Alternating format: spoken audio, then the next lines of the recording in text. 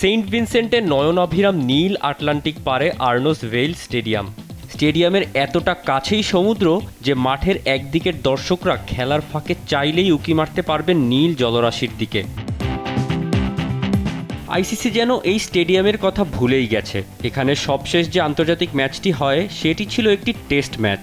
2014 সালের সেপ্টেম্বরে সেই ম্যাচে টাইগাররা হারে বড় ব্যবধানে। স্বাগতিক ওয়েস্ট ইন্ডিজ 10 উইকেটের বড় জয় তুলে নিয়েছিল ম্যাচটিতে। তবে এই মাঠে টি-20 খেলার অভিজ্ঞতা হয়নি সাকিব মাহমুদুল্লাহদের। বাংলাদেশ এখানে 2004 সালের দুটি ওয়ানডে ম্যাচেও হারে। তবে ভালো একটি স্মৃতি আছে যা টাইগারদের অনুপ্রেরণা যোগাবে। 2009 সালে মাশরাফির নেতৃত্বে টাইগাররা দ্বিতীয় টেস্ট ম্যাচ জয়ের স্বাদ পায় এই আর্নস্ট ভেইলে। 2 ইনিংসে মাহমুদুল্লাহ নিয়েছিলেন 8টি, সাকিব নিয়েছিলেন 5টি উইকেট আর আশরাফুল 2 উইকেট। সেঞ্চুরি করে সিরিজ সেরা হয়েছিলেন তামিম ইকবাল। আর্নস্ট ভেইলে আজ পর্যন্ত মাত্র 2টি টি-20 ম্যাচ হয়েছে। দুটিতেই পাকিস্তান ওয়েস্ট ইন্ডিজকে হারিয়েছিল। ক্রিস গেইলের মতো ব্যাটসম্যান 2 অঙ্কের কোটা পার না করেই আউট হয়েছেন মোহাম্মদ হাফিজের স্পিনে।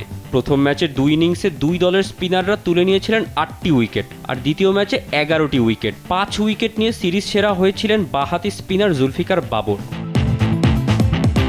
বোঝাই যাচ্ছে সেন্ট ভিনসেন্টে চলে স্পিনারদের রাজত্ব। সুপার 8-এ জায়গা করে নিতে তাই রিশাদ, সাকিব, মাহমুদুল্লাহর দিকে মুখিয়ে থাকবে টাইগার সমর্থকরা। মোহাম্মদ তৌসিফুল হাসান, স্পোর্টস ডেস্ক, দেশ টিভি।